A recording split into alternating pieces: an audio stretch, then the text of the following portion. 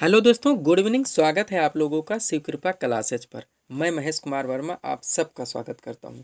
दोस्तों, ये वीडियो हमारा उत्तर प्रदेश पुलिस कांस्टेबल परीक्षा 2022-23 का टेस्ट सीरीज नंबर 13 है, जिसमें हम लोग सामान्य विज्ञान के महत्वपूर्ण प्रश्नों को टेस्ट सीरीज के जरिए सॉल्व करेंगे और देखेंगे कि यहाँ से हमारे कितने क्वेश्चन सही हो रहे हैं।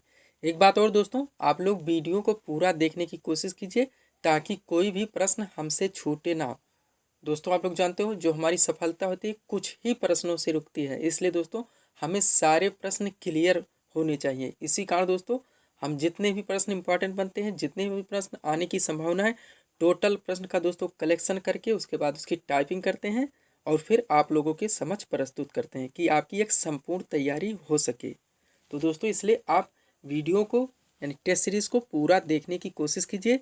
क्वेश्चन कम सही हो तो पुनः दोस्तों टेस्ट सीरीज का रिवीजन ज़रूर करें, ताकि दोस्तों ये एक अच्छी तैयारी Uttar Pradesh police constable return परीक्षा की आप लोगों की हो सके। चलिए दोस्तों, ज़्यादा समय ना लेते हुए हम लोग इस टेस्ट सीरीज को सॉल्व करना शुरू करते हैं। दोस्तों, हमारा पहला क्वेश्चन है, जेनेटिक कोड का आविष्कार किसने किया था? जेनेटिक कोड बार बार पूछा गया क्वेश्चन है दोस्तों। ए नंबर है वाटसन एवं क्रिक ने, बी नंबर है विलियम हार्वे ने, सी नंबर है हरगोविंद खुराना ने और डी नंबर है रॉबर्ट हुक ने। तो जेनेटिक खोज कोड के खोजकर्ता कौन है दोस्तों? जेनेटिक कोड के खोजकर्ता या जेनेटिक कोड के आविष्कारक, बात ये की है। तो हमारा आंसर होगा दोस्तों हरगोविंद खुराना, यानी विकल्प नंबर सी। चलते हैं दोस्तों क्वेश्चन नंबर 2 पे। एक बात और दोस्तों, कोई भी आपको उत्तर प्रदेश पुलिस कांस्टेबल से संबंधित परीक्षा में कोई जानकारी चाहिए, कोई डाउट हो, तो दोस्तों आप लोग मुझसे कमेंट कर कर पूछ सकते हैं। क्वेश्चन नंबर 2 देखते हैं हम लोग। प्रकाश वर्ष किसकी इकाई है ये बताना है दोस्तों क्वेश्चन नंबर 2 में। ए नंबर है समय की, बी नंबर है प्रकाश तीव्रता की, सी नंबर है दूरी की और डी नंबर है उपरोक्त सभी की। तो हमारा सही आंसर कौन सा होगा दोस्तों? प्रकाश वर्ष किसकी इकाई है? दूरी की, यानी विकल्प नंबर सी यहाँ पे हमारा सही आंसर होगा। नेक्स्ट देखेंगे क्वेश्चन नंबर 3 को। पीतल किसका मिश्रण है ये बताना है दोस्तों। बार बार पूछा गया क्वेश्चन है, पीतल किसका मिश्रण है? सबसे पहले जान लीजिए दोस्तों, पीतल एक मिश्र धातु है। कभी कभी ये भी पूछ लिया जाता है, मिश्र धातु है मतलब मिश्रण है। अब मिश्रण किसका है इसमें ये बताना है दोस्तों कि पीतल किसका मिश्रण है। ये नंबर है तांबा तथा निकेल का, बी है तांबा तथा जस्ते का, सी नंबर है कांसा तथा तांबे का और डी नंबर है कांसा तथा जस्ते का। तो हमारा सही आंसर क्या होगा दोस्तों? पीतल जो है वो तांबा तथा जस्ते का मिश्रण है, यानी विकल्प नंबर बी यहाँ पे हमारा सही आंसर होगा। नेक्स्ट देखेंगे दोस्तों 4 नंबर क्वेश्चन। ओजोन परत मानव जाति के लिए क्यों महत्वपूर्ण है? बार बार पूछा गया क्वेश्चन दोस्तों, आपका पर्यावरण से भी आकर ये जुड़ता है, एनवायरमेंट से भी, जियोग्राफी से भी, जनरल साइंस से भी। तो ओजोन परत मानव जाति के लिए क्यों महत्वपूर्ण है? सबसे पहली बात दोस्तों, अगर क्वेश्चन पूछा जाए तो आप लोग थोड़ा ध्यान देंगे। पृथ्वी के वायुमंडल में भी दोस्तों ये चीज़ पढ़ाई जाती है। सबसे नीचे हमारा क्षोभ मंडल, उसके बाद मध्य मंडल, मध्य मंडल के बाद समताप मंडल मिलता है। समताप मंडल के ऊपरी हिस्से में दोस्तों ओजोन मंडल होता। समताप मंडल के, अभी ओजोन बाद में बताएंगे। समताप मंडल के ऊपर दोस्तों आयन मंडल होता है, उसके ऊपर बहिर्मंडल, यानी क्षोभ मंडल सबसे नीचे, फिर समताप, समताप के बाद दोस्तों आयन, फिर बहिर। ये हमारे मंडल हो गए दोस्तों। इंग्लिश में कहते हैं ट्रोटोस्फेयर, स्ट्रेटोस्फेयर, एक्सोस्फेयर, आयनोस्फीयर, एक्सोस्फेयर। तो दोस्तों ओजोन परत मिलता कहाँ है? जो हमारा दोस्तों दूसरा मंडल है, क्षोभ मंडल के ऊपर समताप मंडल, समता जहाँ तापमान समान रहता है वायुयान यही में चलते हैं। तो दोस्तों समताप मंडल में ओजोन परत पाया जाता है। कभी कभी प्रश्न पूछ लेता है कि समताप मंडल के कौन से हिस्से में पाया जाता है, तो समताप मंडल के ऊपरी हिस्से में पाया जाता है ओजोन परत। ये था दोस्तों जनरल क्वेश्चन जो ज्योग्राफी से रिलेटेड है, पूछा जाता है दोस्तों बार बार, इसलिए जानना जरूरी है। अब यहाँ हम लोग बात करते हैं दोस्तों, ये हमारे लिए जीवन रक्षा कवच क्यों है? तो दोस्तों ओजोन परत जो है ये पराबैंगनी सूर्य के द्वारा छोड़ी गई पराबैंगनी किरणों से दोस्तों हमारी रक्षा करती है, यानी हमारा आंसर होगा यहाँ पे विकल्प नंबर ये। यह पराबैंगनी किरणों के विरुद्ध ये एक रक्षा कवच बनाती है। थोड़ा दोस्तों इसमें भी प्रॉब्लम हो गई, इसलिए अब गवर्नमेंट भी हम लोगों को ज़्यादा जागरूक कर रही है एनवायरनमेंट के लिए। वृक्ष लगाएं, जीवन बचाएं। नेक्स्ट देखेंगे 5 नंबर क्वेश्चन। ब्लीचिंग पाउडर का रासायनिक नाम बताना है। ब्लीचिंग पाउडर का रासायनिक नाम बताना है दोस्तों। ये नंबर है कैल्शियम ऑक्सीक्लोराइड, बी है सोडियम बाइकार्बोनेट, सी नंबर है कैल्शियम हाइड्रोक्साइड और डी नंबर है कैल्शियम कार्बोनेट। तो इनमें से हमारा सही आंसर होगा दोस्तों ब्लीचिंग पाउडर का रासायनिक नाम है कैल्शियम ऑक्सीक्लोराइड। कैल्शियम ऑक्सीक्लोराइड, थोड़ा सा दोस्तों कैल्शियम में यहाँ मिसप्रिंट है, आप लोग ध्यान दीजिएगा। कैल्शियम जो सी में लिखा गया यहाँ पे ये वाला सही होता है। नेक्स्ट देखेंगे 6 नंबर क्वेश्चन, न्यूटन की गति का प्रथम नियम पूछा गया दोस्तों 6 नंबर क्वेश्चन में। तो कौन सा नियम है न्यूटन की गति का प्रथम नियम, बार बार पूछना है। ए नंबर है जड़त्व का नियम, बी है गुरुत्वाकर्षण का नियम, सी नंबर है संवेग संरक्षण का नियम और डी नंबर है गतिशीलता का नियम। तो दोस्तों यह हमारा सही आंसर होगा न्यूटन की गति का प्रथम नियम है जड़त्व का नियम। ये क्वेश्चन यहाँ से और इम्पोर्टेंट बनता है दोस्तों, जिसका आंसर आता है संवेग संरक्षण। रॉकेट का ऊपर जाना संवेग संरक्षण सिद्धांत पर कार्य करता है। पूछ लिया जाता है दोस्तों रॉकेट का ऊपर जाना किस सिद्धांत पर कार्य करता है, तो संवेग संरक्षण के सिद्धांत पर। नेक्स्ट देखेंगे 7 नंबर क्वेश्चन, दूरदृष्टि दोष से पीड़ित व्यक्ति को। दोस्तों एक कन्फ्यूजन वाला क्वेश्चन है, यहाँ हम इसका बराबर चर्चा करेंगे ताकि इस क्वेश्चन से दोस्तों हमें कभी कन्फ्यूजन ना हो। दूरदृष्टि दोष से पीड़ित व्यक्ति को, सबसे पहले हम लोग क्वेश्चन सॉल्व कर लेते हैं। ए नंबर है दूर की वस्तुएं दिखाई नहीं देती हैं, बी नंबर है निकट की वस्तुएं दिखाई नहीं देती हैं, सी नंबर है वस्तुएं तिरछी दिखाई देती हैं और डी नंबर है वस्तुएं उल्टी दिखाई देती हैं। तो सही क्या होगा दोस्तों, दूरदृष्टि दोष से पीड़ित व्यक्ति को निकट की वस्तुएं दिखाई नहीं देती हैं। ऑपोजिट लगाइएगा दोस्तों, दूरदृष्टि दोष से पीड़ित व्यक्ति को निकट की वस्तुएं दिखाई नहीं देती है। विकल्प नंबर बी हमारा आंसर होगा। अब दोस्तों यही उल्टा पूछ लिया जाए कि निकट दृष्टि दोष से पीड़ित व्यक्ति को कौन सी वस्तुएं साफ दिखाई नहीं देती हैं, तो दूर की वस्तुएं साफ नहीं दिखाई नहीं देती हैं, तो हमारा ये नंबर होगा।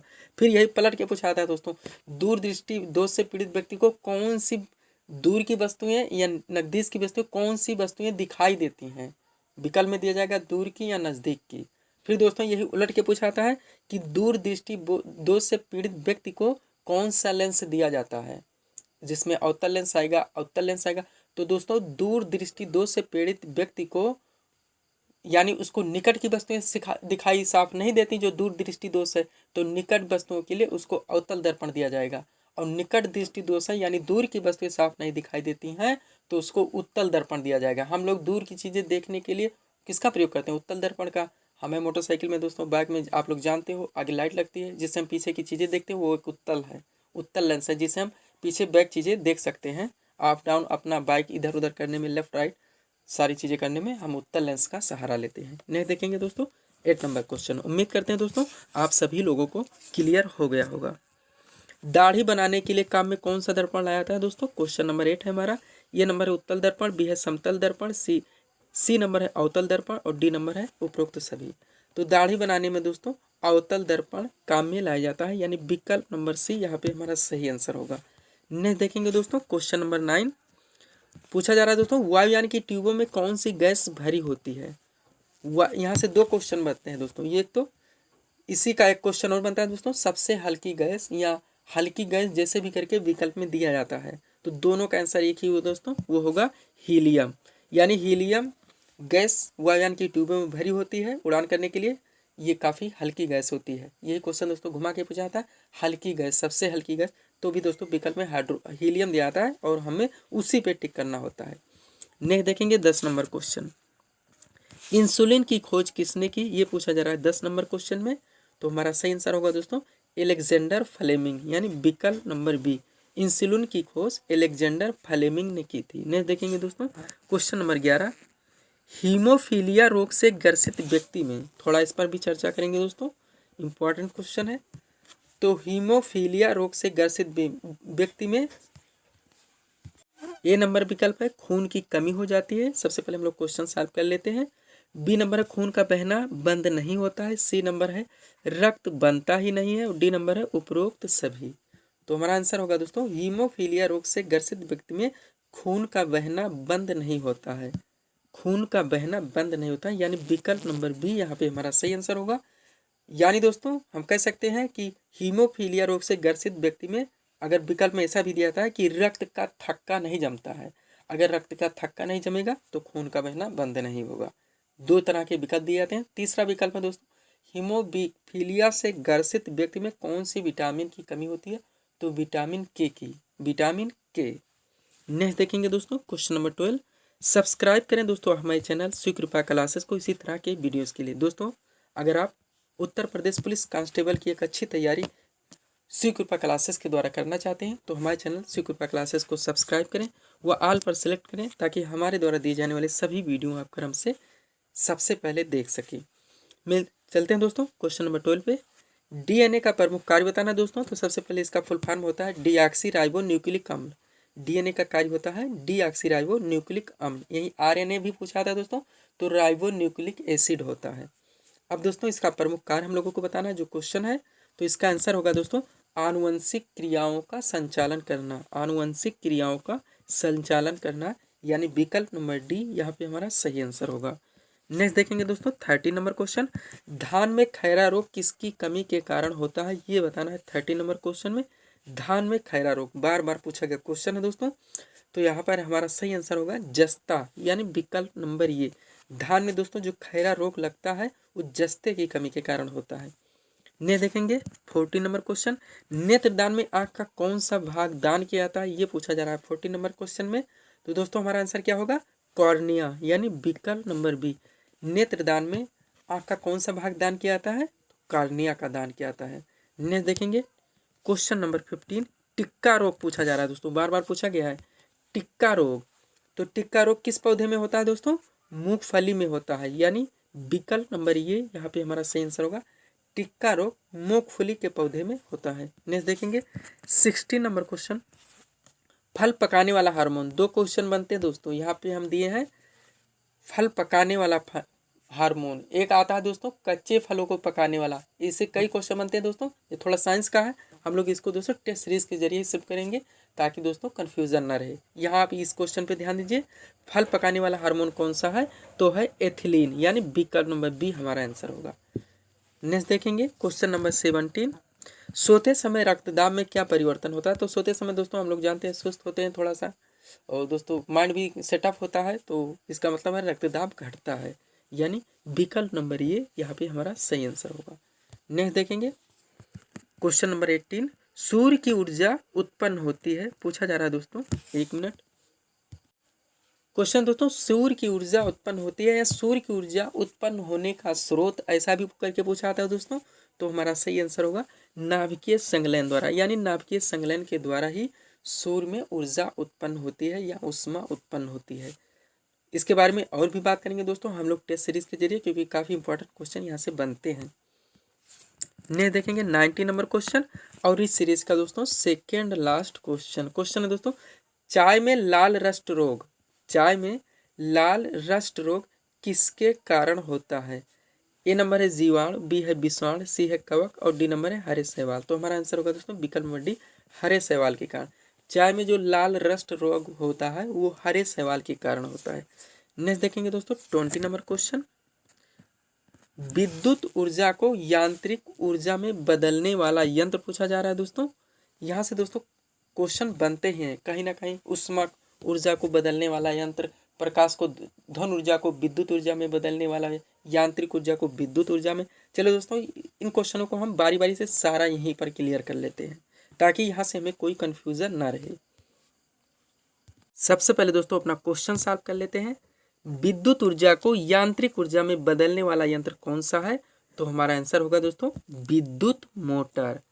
यानी विद्युत मोटर जो है दोस्तों ये विद्युत ऊर्जा को यांत्रिक ऊर्जा में बदलता है। ऐसे हम दोस्तों पानी वाला अपना मोटर लगाते हैं। अब चलिए दोस्तों इसके बारे में सारे क्वेश्चन हम यहीं पर सॉल्व कर लेते हैं। सबसे पहले दोस्तों बात करते हैं विद्युत बल्ब की।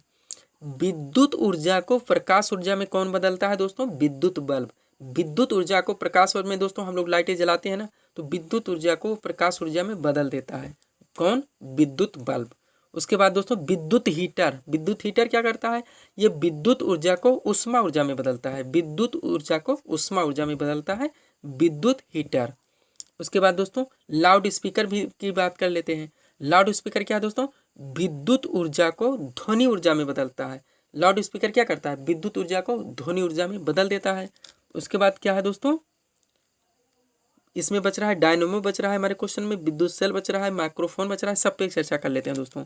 डायनेमो क्या करता है, तो डायनेमो दोस्तों यांत्रिक ऊर्जा को विद्युत ऊर्जा में बदलता है। डायनेमो यांत्रिक ऊर्जा को विद्युत ऊर्जा में बदलता है। उसके बाद दोस्तों माइक्रोफोन बचा हुआ है। माइक्रोफोन क्या करता है? माइक्रोफोन ध्वनि ऊर्जा को विद्युत ऊर्जा में बदलता है। दोस्तों माइक्रोफोन लेकर हम लोग बोलते नहीं है, तो ध्वनि ऊर्जा को हमारे विद्युत ऊर्जा में बदलकर आवाज़ तेजी कर देता है। विद्युत सेल बचा हुआ दोस्तों। विद्युत सेल क्या करता है? तो विद्युत सेल रासायनिक ऊर्जा को विद्युत ऊर्जा में बदलता है। विद्युत सेल रासायनिक ऊर्जा को विद्युत ऊर्जा में बदलता है। तो इस तरह से दोस्तों हम लोगों ने 20 महत्वपूर्ण सामान्य विज्ञान के क्वेश्चन को यहाँ सॉल्व किए हैं। उम्मीद है दोस्तों आप सभी लोगों ने सॉल्व किया होगा और देखे होंगे कि आपकी तैयारी कहाँ तक पहुँचे या आपके क्वेश्चन कितने सॉल्व हो रहे हैं। क्वेश्चन अगर कम सॉल्व होते हैं दोस्तों तो आप टेस्ट सीरीज का रिवीजन जरूर कीजिएगा। तो दोस्तों इसी तरह का की एक अच्छी तैयारी अगर आप श्री कृपा क्लासेस के द्वारा करना चाहते हैं तो हमारे चैनल श्री कृपा क्लासेस को सब्सक्राइब करें, ऑल पर सेलेक्ट करें, ताकि हमारे द्वारा दिए जाने वाले सभी वीडियो आप क्रम से सबसे पहले देख सकें। दोस्तों वीडियो को शेयर और लाइक ज़रूर करें। तो मिलते हैं हम अपने अगले टेस्ट सीरीज़ के साथ। Thanks for watching.